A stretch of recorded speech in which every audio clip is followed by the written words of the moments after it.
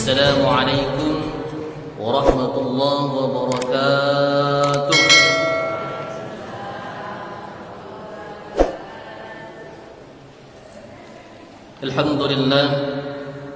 Alhamdulillahilladzi anzala as-sakinata fi qulubil mu'minin. Asyhadu an la ilaha illallah wahdahu la syarika lah wa asyhadu anna sayyidana Muhammadan 'abduhu wa rasuluh. Allahumma salli ala sayyidina Muhammad wa ala ali sayyidina Muhammad. Rabbi ishrah li sadri wa yassir li amri wahlul 'uqdatam min lisani yafqahu qawli. Sadaqallahul azim. Salam ta'zim kepada BKM Masjid Baitur Rahman beserta jajarannya. Salam ta'zim pada ustaz, alim ulama, tokoh masyarakat, orang-orang tua saya, wabil khusus jamaah salat maghrib menjelang salat Isya yang insyaallah seluruhnya dalam ridha Allah Subhanahu wa taala. Amin ya rabbal alamin. Kembali kita bersyukur kepada Allah. Di antara nikmat yang banyak, ada orang nikmatnya banyak, hartanya banyak, tapi hartanya itu tidak bisa menghantarkan dia datang ke masjid ini. Ada nikmat sehat, badannya kuat, tapi kakinya tidak bisa melangkah ke masjid ini. Yang hadir di sini adalah orang yang paling beruntung, yang bisa mengaplikasikan rasa syukurnya dengan datang mengabdi kepada Allah, sekaligus menambah ilmu pengetahuan kita. Salawat berangkaikan salam kehadiran junjungan alam Nabi Yuna Muhammad sallallahu alaihi wasallam. Allahumma salli wa sallim wa barik alaih. Dengan bersalawat insyaallah kita akan mendapatkan syafaatnya di dunia bahkan di yaumil akhir kelak. Amin ya rabbal alamin. Bapak Ibu yang saya hormati, yang saya muliakan, apa kabar hari ini? Sehat? Alhamdulillah sehat. Itu yang paling penting. Karena kata Rasulullah, ada dua nikmat yang sering dilupakan manusia, yang merasa dia itu biasa-biasa aja. Satu nikmat sehat, yang kedua nikmat waktu luang. Itu yang sering kita buang-buang. Alhamdulillah kita sehat di sini. Malam ini kita mengulang kaji. Di dalam Al-Quran itu ada beberapa tipe keluarga yang Allah ceritakan di situ. Kita ulang kembali, bukan menunjuk keluarga kita, tapi kita ingin melihat kita berada di posisi yang mana. Kalau seandainya kurang-kurang kita perbaiki, kalau sudah pas alhamdulillah. Dan bukan berarti yang dulu ini lebih bagus keluarganya, enggak juga. Jadi di Al-Quran itu yang pertama katanya adalah tipe keluarga terburuk, buruk keluarganya. Siapa dia? Di dalam sejarah disebut dengan keluarga Abu Lahab beserta dengan istrinya yang bernama Ummu Jamil. Abu Lahab itu adalah masih saudara Rasulullah. Abu Lahab nama aslinya Abdul Uzza. Abdul Uzza itu adik beradik kandung dengan Abdullah. Jadi Abdullah sama Abdul Uzza itu adik beradik kandung. Bapaknya Abdul Muthalib, kakeknya Rasulullah. Jasanya walaupun banyak buruknya, tapi jasanya ada. Yang paling pertama kali bahagia menyambut lahir Rasulullah itu Abu Lahab. Sampai-sampai pembantu dia itu bapak ibu dimerdekakannya, karena dia tahu lahir keponakannya laki-laki lagi. Senang dia. Saking kesenangannya itu Allah berikan ganjaran kepadanya. Setiap hari Senin itu Abu Lahab diberikan keringanan siksa dia. Setiap hari Senin aja. Jadi kalau ada orang zaman sekarang, mohon maaf, jarang sembahyang, jarang puasa dan lain sebagainya, tapi kalau Isra Mi'raj Maulid Nabi cepat datang dia, sibuk dia, bahkan dia panitia nomor satunya. Nah, itu macam-macam Abu Lahab. Ada dispensasi nanti di yaumil akhir nanti. Ada nanti aman gitu. Kapan terjadinya perselisihan antara Abu Lahab, Ummu Jamil dengan Rasulullah SAW beserta keluarganya? Ketika beliau menobatkan dirinya di usia 40 tahun, diangkat menjadi Rasul. Ketika Rasulullah mengatakan, apakah kalian percaya kalau aku katakan di balik bukit Jabil Abi Qubais itu ada musuh yang akan menyerang kita? Apa kata orang Abu Lahab beserta kaum-kaum itu? Kami percaya. 2 kali diulang kami percaya. Yang ketiganya, kalau aku katakan aku diutus oleh Allah sebagai khataman nabiyyin wal mursalin, apakah kalian percaya? Yang pertama kali mendebatnya siapa Bapak Ibu? Pamannya sendiri, Abu Lahab. Celaka engkau ya Rasulullah. Dia anak Rasulullah Muhammad. Celaka engkau ya Muhammad. Kayak gitu bahasanya luar biasa. Dibilangnya celaka. Rasulullah diam aja, tidak dibalas. Dalam diam itu turunlah ayat melalui Allah Subhanahu wa taala, dikirimkan melalui Jibril alaihissalam. Tabbat yada abi lahabi wa tab ma aghna anhu maluhu wa ma kasab sayasla naran zata lahab wa imra'atuhu hammalatal hatab fi jidha hablum mim masad. Allah abadikan. Tapi luar biasa Bapak Ibu, Al-Quran itu mukjizatnya luar biasa. Allah tidak mencantumkan Abdul Uzza di situ, Pak. Yang dicantumkan adalah Abu Lahab. Allah tidak mencantumkan nama aslinya. Yang dicantumkan adalah gelarnya, panggilannya, sifatnya. Kenapa begitu? Nanti kisah ini akan diulang kembali di masa depan dengan orang yang berbeda, tapi dengan tujuan yang sama. Dan sekarang masih ada itu, meneruskan perjuangan Abu Lahab. Laki bini tak suka menengok orang pengajian. Nah, itu macam-macam Abu Lahab itu. Abu Lahab itu sama Ummu Jamil itu satu frekuensi. Kalau nanti Abu Lahab mengusir Rasulullah, dia ikut juga. Dilempar nanti tai itu ke depan Rasulullah buang, nggak marah Rasulullah. Jadi keluarganya ini keluarga SMS, Bu. Senang melihat orang susah, susah melihat orang senang. Kalau ada macam itu, nah itu warisan Abu Lahab. Warisan Abu Lahab. Jadi kisahnya akan berlanjut dengan orang yang berbeda, tapi wataknya sama. Jadi saya rasa yang duduk di sini tidak ada tipe seperti itu Bapak Ibu ya. Orang-orang baik semuanya Bu ya. Nah, perempuannya perempuan solehahnya Bu ya. Amin. Tak mungkin soleh kan Bu, solehah lah perempuan kan. Bapak Ibu yang saya hormati, yang saya muliakan, kebetulan malam ini kita live pula ini ya. Nanti kalau Bapak Ibu pakai handphone, nanti buka di YouTube itu ya, Masjid Baitur Rahman ya. Nanti live, subscribe, and share gitu ya. Nah di situ nanti itu, biar banyak jemaah. Kemudian itu keluarga. Karena kan usik kedua-duanya, Allah tempatkan tempatnya yang buruk, tak lain tak bukan neraka. Dan bahkan sampai sekarang kalau ada yang sudah pernah haji dan umrah, saya belum pernah pulang. Yang sudah pernah, kalau masih muda dia sempat jalan-jalan, biasanya mengunjungi makam Rasulullah. Ada juga yang ngeri-ngeri sedap mengunjungi makam Abu Lahab dia. Itu kuburannya semak Bapak Ibu. Macam kayak Indonesia ini juga lah. Kalau kuburan-kuburan yang menengah ke bawah, itu rapinya kapan? Mau hari raya atau mau puasa baru rapi, bersih gitu. Selesai itu semak balik. Kuburan Abu Lahab ini tak ada rapi-rapinya. Tak ada yang bersih. Ditanam 1 meter ke bawah lebih dia, masih masuk gerbangnya Bapak Ibu, udah keciuman baunya. Jadi kalau ibu ke sana pakai masker 1 lapis nggak lalu lah. Meski double lah lapis kalau bisa. Ukuran tahan napas panjang. Bau.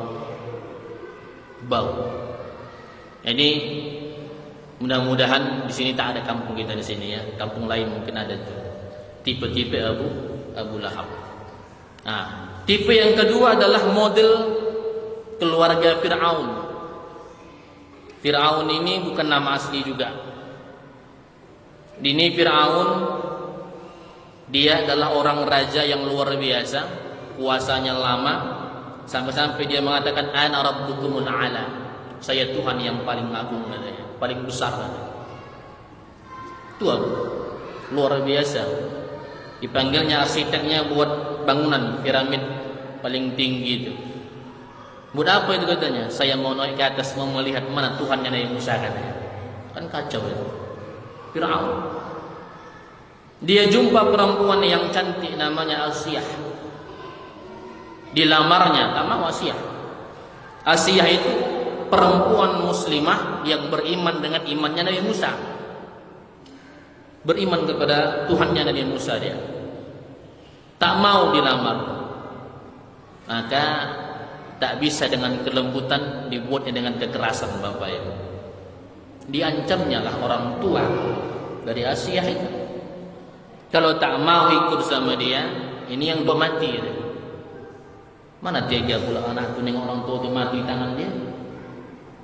Dia mau menjadi istri Fir'aun dengan terpaksa, tanda kutip terpaksa Bapak Ibu. Nikah. Setelah itu satu rumah bersama. Tapi Fir'aun tidak pernah menyentuh Asiyah. Dan Asiyah menyembunyikan keimanan dari Fir'aun. Dia hanya menggunakan ketaatan dengan suaminya. Butuh makan dikasihnya makan, minum dikasihnya minum. Lambat laut ketahuan ternyata Asiyah itu beriman kepada imannya Nabi Musa. Ini beriman kepada Allah. Disuruh untuk keluar, tak mau. Engkau paksa pun aku tak mau. Terakhirnya apa? Memang Fir'aun pula nama dia, kemana dia buat lagi. Bininya pun disiksanya. Diikatnya tangan Asiyah itu, diikatnya kakinya, dijemur itu di terik panas. Nah, kalau bawa pernah ke Mesir sana, nah, situ nggak tumbuh kelapa bu, panas luar biasa. Ikat tangan, ikat kaki, dijemurnya gitu, macam menyelaikan asin dia. Setelah dijemur pun dijemur gitu aja. Setelah dijemur nanti panggil anak buahnya, pukul katanya, pukul disiksa. Dikarenakan persiksaan yang luar biasa itu, Allah itu Maha Kuasa. Apa kata Allah dalam Quran surah At-Tahrim ayat 11? Wa daraballahu masalan lil ladzina amanu imratu fir'aun iz qalat. Ini perumpamaan istri Fir'aun, orang-orang yang beriman. Jadi Fir'aun itu tak beriman, istrinya beriman.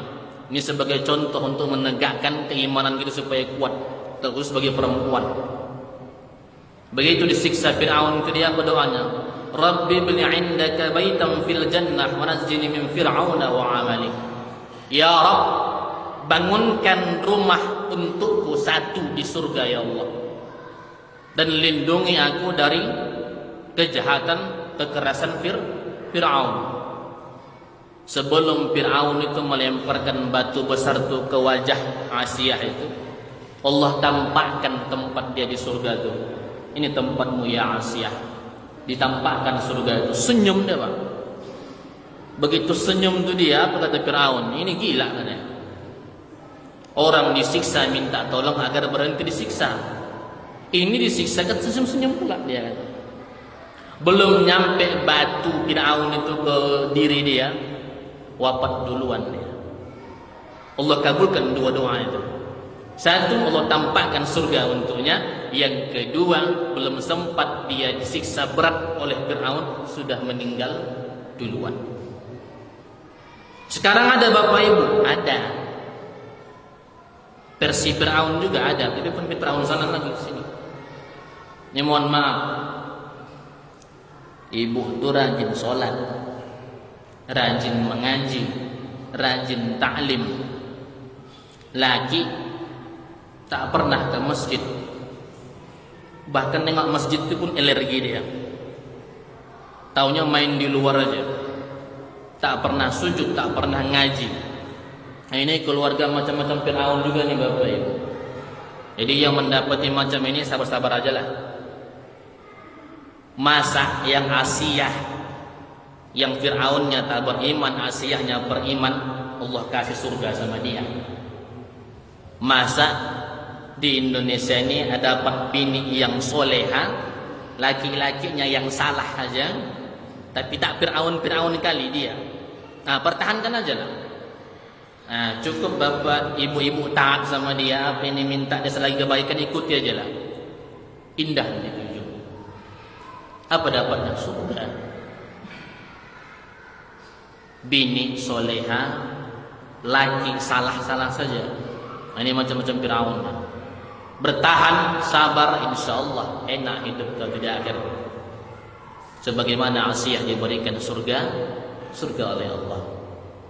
Yang ketiga, ini fenomena yang terjadi sampai sekarang. Lakinya laki soleh, bininya na'udzubillah min zalik. Siapa? Keluarga Nabi Nuh dan keluarga Nabi Lut. Nah, ini nanti sejarah berlaku bagi ustadz. Jangan bapak ibu beranggapan ustadz itu kalau sudah ustadz dia bininya top, enggak juga. Apalagi macam kayak saya nih, jauh kali. Tengok Nabi Nuh. Nabi Nuh 950 tahun dia berdakwah kepada umatnya itu. Setiap dia berdakwah, apa yang dibuat umatnya itu? Tutup telinga. Masukkannya tangan ini ke sang. Sekarang ada. Jangankan laki-laki yang sudah menikah, belum menikah pun begitu. Masuk kita ngajar Pak, sekolah. Ngajar kita, menerangkan kita bla bla bla bla bla bla. Di kupingnya handset. Ah, itu macam-macam kalau apa umatnya Nabi Nuh juga itu. Ditutupnya telinga tapi nggak pakai kapas, pakai handset. Gini-gini dia. Ini anak ngapain ini? Rupanya handset di sini ya. Ada buat lagunya. Kalau dulu pengikut Nabi Nuh nggak ada handsetnya, gini aja dia, sah. Yang kedua, kalau diceramahi dia, baju tuh diangkatnya bapak ibu, diletakkan ke mukanya, sah. Macam orang pemain bola, gagal penalti itu, tutupnya muka. Dan yang luar biasanya, istrinya pun macam itu pula. Kurang soleh apa lagi Nabi Nuh? Soleh tingkat tinggi itu sudah. Sabarnya minta ampun, 900 tahun lebih berdakwah. Tapi yang luar biasanya yang dapat kita ambil hikmahnya, gitu bininya bapak ibu tak diceraikan ya kan? Cuma itu coba. Bapak sembahyang tiap hari, berzikir, berputar-putar tasbih, panjanglah pokoknya. Mulai dari lambat la ilaha illallah sampai tinggi la ilaha illallah, masya Allah. Bini keluar dari rumah, rambut terurai semua, bajunya you can see, engkau dapat melihatku katanya. Itu arti you can see itu. Kalau macam ustaz zaman sekarang macam itu tak tahan lagi itu. Lo gue selesai. Apa lagi tak ustaz dia nikah 2 tahun tengok bini itu amburadul kerjanya, cerai kita katanya. Nabi Nuh luar biasa. Begitu hancurnya bininya itu melawan dia, tak ada taatnya. Tak pernah keluar satu kalimat dari lisan Nabi Nuh itu, "Dek, kita cerai." Ada. Dipertahankannya bini sampai mati sendiri bini itu. Nah, ini untuk laki-laki nih. Belajar setia. Mendapatkan itu gampang. Mempertahankan yang didapatkan itu yang berat. Saya dulu mikir gini, Pak. Nikah enak saya rasa. Saya terima nikah si fulan binti sepuan bla bla bla, selesai. Sah. Setelah nikah, saya nikah 2017. Baru saya paham. Sebelum nikah tak ada bapak ibu cacatnya. Cantik kaulah bulan kaulah bintang, masya Allah. Begitu nikah 1 hari 2 hari, satu-satu Allah buka. Ini kurang cantik lah, kurang molek lah, kurang putih lah, kurang tinggi lah, semua kurang. Kata Allah, engkau nikahi tujuannya apa? Untuk menutupi kekurangan bini. Semua orang sanggup menerima kelebihan, semua, tapi tak semua orang sanggup menerima kekurangan. Nabi Nuh sanggup menerima seluruh kekurangan bininya, bahkan anaknya Kan'an. Itu keluarga itu luar biasa, itu laki soleh tingkat tinggi, soleh kuadrat apa. Bininya durhaka luar biasa, sampai-sampai sudah lama berdoa minta ampun gitu. Apa yang diminta dia? Faqultu astaghfiru rabbakum innahu kana ghaffara. Wahai anakku, wahai biniku, wahai kelompokku, wahai pengikutku, minta ampunlah kepada Allah. Allah akan ampunkan dosamu. Tidak, termasuk bini tak mau. Terakhirnya apa? Allah suruh buat kapal, dibuat kapal. Gimana ya Allah? Tanam dulu, ditanam Pak. Kurang sabar apa gitu? Pohon ditanam, pohon bakau ditanam. Udah besar ditebang baru dibuat. Jadi dibuat, dihina orang lagi nih. Orang semua cebok situ, beol di situ di kapal. Tapi Allah luar biasa. Udah penuh beol di situ, masuk satu lagi wak kaki 3, kayak tongkat dia. Beol di situ juga. Nyemplung ke dalam, nyelam. Bangun-bangun sehat. Apa katanya? Di kapal Nabi Nuh ada obat mujarab luar biasa. Dikorek oleh Pak, bersih.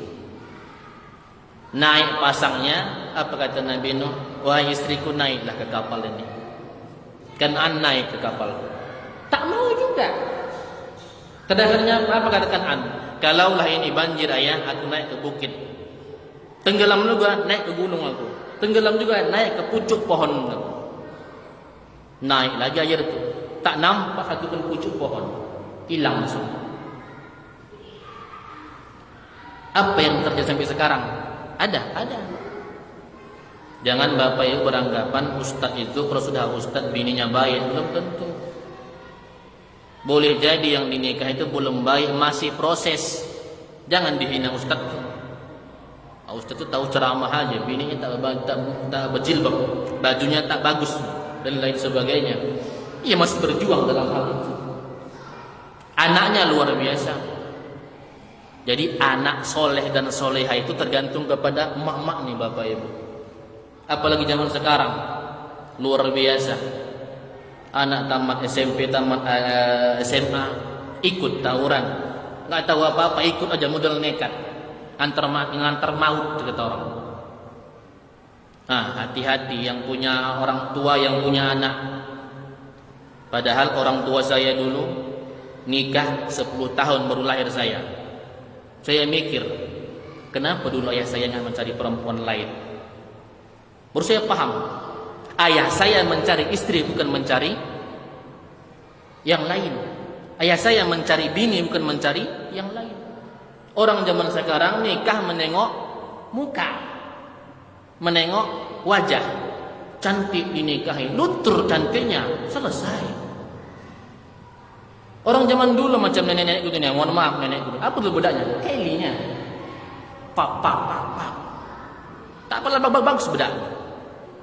Tapi kena dicari itu bini, mencari itu adalah orang tua untuk anak dia, bertahan.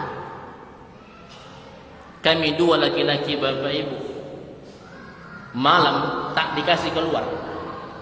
Padahal laki-laki di rumah. Kalau keluar ditanya jam berapa pulang? Jam sekian. Enggak. Jam 9 kau pulang. Enggak pulang, kau kunci rumah. Mau tak mau pulang? Anak zaman sekarang dibawa kunci double.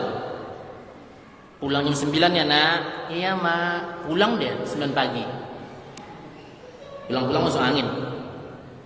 Anehnya orang zaman sekarang hilang ayamnya, hilang kucingnya, hilang keretanya, panggil polisi, cari sampai dapat, hajar pelakunya. Begitu anaknya keluar rumah, apalagi perempuan, tak carinya. Datang laki-laki itu bawa, "Bu, boleh nggak bawa anak ibu?" Datang kata laki, "Ayah, tak boleh. Nanti aku bolehkan bakso lah, Pak." Tak bisa. Kata ayah itu. Apa kata bini belakang? "Kasihlah bang, kita dulu lihat parah daripada itu," katanya. Habis kacau. Jangan kasih, terlebih-lebih baby ibu nih yang punya anak perempuan, jangan kasih keluar. Jaga itu. Ya ayyuhallazina amanu qu anfusakum wa ahlikum nar. Jaga dirimu dan keluargamu dari siksa api neraka. Perjuangan Nabi Nuh menjaga keluarganya supaya tak masuk neraka, tak lalu juga, masuk juga. Maka ini tipe-tipe yang terjadi pada ustadz yang merasa alim-alim, banyak godaan. Nah, itu tipe yang ketiga. Tipe yang keempat, itu luar biasa. Keluarga yang disebut dengan sakinah, mawaddah, warahmah. Contohnya banyak. Terutama Ibrahim. Ibrahim itu punya bini namanya Sarah. Berapa lama dia menikah dengan Sarah? 80 tahun lebih tak punya anak. Kalau zaman sekarang nikah 2-3 tahun tak punya anak, ada sibuk lagi. Cuman ini 5 tahun tak punya anak, datang bertua, udah cari yang lain, putuskan saja katanya. Banyak sekarang perceraian kadang-kadang gara-gara belum dikaruniai anak. Ibrahim, padahal dia nabi, dia butuh penerus kehidupan dia. Tak diceraikannya Sarah. Hidup bersama aja deh, tenang aja deh. Dan akhirnya apa? Bininya sendiri yang membuka hati. Dicarikannya perempuan untuk laki. Itulah namanya Hazar. Dinikahkannya bininya itu, perempuan itu dengan lakinya. Kira-kira Pak zaman sekarang ada nggak? Kalau bapak dapatkan bini yang macam itu, Allahu Akbar, lepas dunia ini Pak. Tapi tak dapat itu. Apa katanya? Kau boleh nikah lagi bang, boleh. Nah, langkah itu lemet katanya. Ibrahim itu luar biasa. Nikah dengan Hazar. Apa yang terjadi? Lahirlah Ismail. Tak berapa lama kemudian datanglah malaikat. Malaikat itu mau menuju kaumnya Lut, mampir ke Ibrahim. Malam-malam, jam 2, jam 3 malam, datang 4-5 orang. Laki-laki pakaian putih. Masih panjang waktu kita nih kan? Masih aman. Masih putih baju itu. Datang jam 2-3 malam, ngetok pintu, tek tek tek. Assalamualaikum. Apa kata Ibrahim? Waalaikumsalam. Dibukakan ya pintu Pak. Dia lihat wajah laki-laki yang datang itu tak nampaknya di kampung itu, orang luar. Disuruhnya masuk, silakan duduk. Dia langsung ke dapur. Panggilnya bininya, "Wahai istriku, adakah makanan terindah malam ini untuk tamu kita?" Tak ada kata istrinya. Cuma ada yang di belakang tuh, anak sapi, anak lembu. Malam tuh dipotong Ibrahim, dimasaknya malam tuh juga, dihidangkannya juga malam. Dihidangkannya, silakan makan katanya. Begitu disuruh makan, laki-laki itu diam aja. Curiga Ibrahim. Dilihat dari atas, rambutnya putih, ada wajahnya, bisa dilihat tangannya, ada semua ada. Dilihat ke bawah, kakinya nggak jejak ke lantai Pak. Itu kalau terjadi kepada bapak ibu cuman kira-kira. Datang om tamu jam 2-3 malam, tek tek tek tek. Assalamualaikum Pak Agus. Itu kira-kira salam dijawab nggak?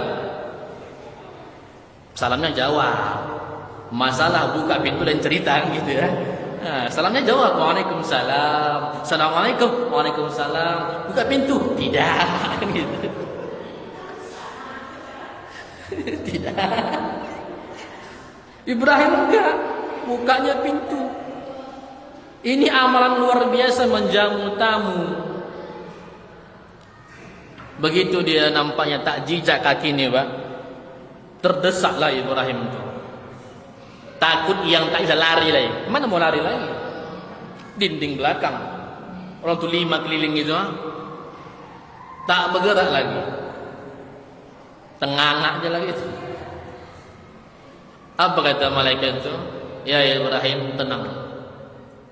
Kami malaikat yang diutus Allah untuk ke kaum Nabi Lut. Cuman kami mampir ke sini sebentar menyampaikan kabar gembira bahwa istrimu yang bernama Sarah akan hamil, melahirkan seorang anak bernama Ishak. Mendengar itu Sarah keluar dari kamarnya. Ditepuknya pipinya, Pak. Pak, puk, pak, puk, pak. Mimpi gak ini? Usia 80 lebih, diponis mandul, menopause. Tak mungkin jalan kedokteran lagi bisa hamil. Tapi Allah katakan kan, kun fayakun, tak ada yang lain. Hamil. Dapat kedua-duanya. Nah, kalau bapak mau meniru keluarga Ibrahim boleh. Nah, tapi saya rasa ibu-ibu nggak setuju dia. Karena Ibrahim bininya 2. Nah, satu lagi ada Nabi Muhammad. Itu keluarga yang luar biasa. Dia menikahi Khadijah. Khadijah itu janda, usianya 40. 40 itu gimana sekarang usia anak-anak kan? Udah keriput juga. Dia menikahi bukan dikarenakan harta, dikarenakan Khadijah itu memiliki budi pekerti yang luar biasa. Dan dia tidak menikah selama Khadijah hidup. Kapan dia nikah lagi? Setelah Khadijah wafat. Datang orang zaman sekarang. Kamu kenapa nikah lagi? Bini 2. Apa katanya? Ustaz, ikut sunnah. Sunnah mana? Sunnah Nabi Muhammad. Jadi saya bilang, Nabi Muhammad tuh tak dia poligami sebelum Khadijah wafat. Kedua, dia nikah lagi, yang dinikahnya janda. Satu gadis. Bapak nikah siapa? Gadis semua. Kalau sunnah bilang aja pengen selesai gitu. Jangan bawa-bawa sunnah. Ke sunnah. Nabi itu paling romantis hidup. Tak pernah dia memanggil istrinya ya Aisyah, ya Umairah. Perempuan ini butuh panggilan yang enak, Pak. Bapak manggil dia jangan menggunakan nama, gunakan panggilan yang enak. Semenjak, mohon maaf, bukan sombong, bukan takabur. Semenjak saya nikah dengan istri saya itu perempuan, saya kasih tahu. Begitu saya menikahi dia, saya tidak pernah memanggil dia dengan namanya. Tak pernah. Kalau nggak saya panggil nanti Dek atau Umi anak-anak, itu saya panggil. Kalau nggak Beb, sayang, itu panggilannya. Tak pernah saya panggil dengan nama aslinya. Fulan, nggak ada. Kenapa? Bahkan mohon maaf, cekcok di rumah, tak saya sebut nama dia. Panggilannya minimal Dek. Dan itu berat menjaganya, Pak. Apa katanya? Bang, nanti kalau sempat abang mati, aku susah mencari penggantinya. Ya berat mencari pengganti saya. Ya saya bilang, kalau mau mencari pengganti boleh. Boleh saya bilang. Tapi ada syaratnya. Cari lebih soleh dari saya, lebih pintar dari saya, dan lebih taat daripada saya. Kalau nggak dapat jangan nikah, saya bilang. Berkali mengatakan, ya udah saya bilang. Perempuan itu butuh panggilan yang bagus. Jadi Ustaz, saya boleh manggil perempuan dengan istri saya dengan panggilan yang bagus? Boleh. Tapi jangan terlalu jujur. Mohon maaf, bini itu mukanya tak putih-putih kali, agak-agak gimana gitu. Dipanggil lah pula, ya hadratul aswad. Ngamuk dia. Masa main fisik yang itu, wahai istri yang hitam-hitam. Enak. Panggil panggilan yang lain yang enak. Maka jadilah keluarga itu enak sebenarnya. Pahala yang paling panjang dalam kehidupan ini berkeluarga, Pak. Kalau sholat habis salam selesai ibadahnya. Tapi kalau keluarga ini siang malam pagi petang 24 jam, tidur pun ibadah. Sama bini dan bini orang, itu musibah. Ibadah. Dikasih karunia Allah anak, nah itu namanya amanah. Itu yang mesti dijaga yang luar biasa. Jadi kita ini tak lepas, apalagi makanya saya bilang, mohon maaf, perempuan itu gampang masuk surga, gampang saya bilang. Gampang masuk surga perempuan. Kata Rasulullah, kalau dia sholat, sholatlah yang 5 waktu aja. Maghrib, isya, subuh, zuhur, asar. Tak sanggup sunnah, gak usah. Badan belum kan? 42. Nah, terakhir tadi. Kalau dia puasa, puasa aja, nggak usah puasa sunnah, puasa Ramadan aja. Kemudian dia wahafiyat warazaha, menjaga harta yang ditinggalkan oleh suaminya. Kemudian wa ta'at zauzaha, taat kepada laki. Yang 3 ini saya rasa bisa perempuan, yang keempat yang susah. Perempuan sholat 5 waktu bisa, puasa Ramadan bisa, menjaga harta laki, oh lebih pandai lagi dia.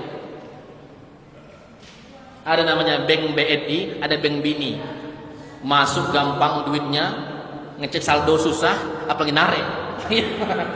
Nah, itu namanya bank bini itu. Beda dengan BNI, bini. Nah, setorannya gampang. Cek saldo, payah nyeteknya. Berapa lagi deh? Udah, saya tanya itu. Dipinta, apalagi payah nariknya. Nah, yang 3 ini bisa, tapi yang keempat ini susah. Taat kepada laki. Ibu taat sama laki ini, apa yang dimintanya selagi baik ikuti aja lah. Maka kata Rasulullah, masuk surga dari pintu mana yang kau suka. Kalau laki-laki ini, ini termasuk ini berat. Udah di dunia dinafkahi, sampai di akhirat dipertanggungjawabkan lagi. Kalau ibu masuk surga, tinggal masuk aja. Tapi kalau ibu masuk neraka, laki mau masuk surga, itu dikritik lagi tuh. Debat panjang, ya Rabb, aku tak ridho lakiku tuh masuk surga ya Allah. Why? Kenapa?